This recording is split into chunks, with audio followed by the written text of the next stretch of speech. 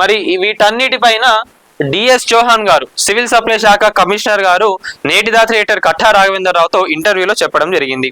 అదే ఏంటంటే సన్నబియ్యం పేదలకు వరం, మిల్లర్లకు ఎప్పుడు ఉంటుంది సహకారం. తెలంగాణ రాష్ట్రంలో ప్రజలకు సన్నబియ్యం సరఫరా, మిల్లర్ల సమస్యలపై నేటి దాత్రి ఎడిటర్ కట్టా రాఘవేంద్రరావు అడిగిన ప్రశ్నలకు పౌర సరఫరాల శాఖ కమిషనర్ దేవేంద్ర సింగ్ చౌహాన్ ఇచ్చిన సమాధానాలు. మరి రాష్ట్రంలో మనం చూసుకున్నట్లయితే సన్నబియ్యం పథకం అమలు అయింది.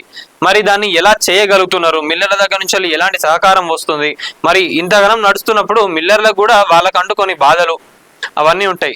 వాటిపైన డిస్కస్ చేయడం కానివ్వండి, ఇప్పుడు బయట రాష్ట్రాల నుంచి వెళ్ళి వాళ్ళ ప్రజాప్రతినిధులు వాళ్ళందరూ వచ్చి కూడా ఇక్కడ ఎలా ఇంప్లిమెంట్ చేయగలుగుతున్నారు దీని అనే దానిపైన చౌహాన్ గారిని అడిగాక, మరి ప్రజాప్రభుత్వం కూడా వచ్చిన వాళ్ళందరికీ కూడా ఎలా ఇంప్లిమెంట్ చేస్తున్నారు అనే దానిపైన పవర్ పాయింట్ ప్రెజెంటేషన్స్ ఇవ్వడం, అట్లనే ఫీల్డ్ పైనకి వెళ్ళి కూడా ఎలా చేస్తున్నారు ఏందనే దానిపైన మొత్తం చేయడం జరిగింది. ఇవన్నీ కూడా డిఎస్ చౌహాన్ గారు చెప్పడం జరిగింది.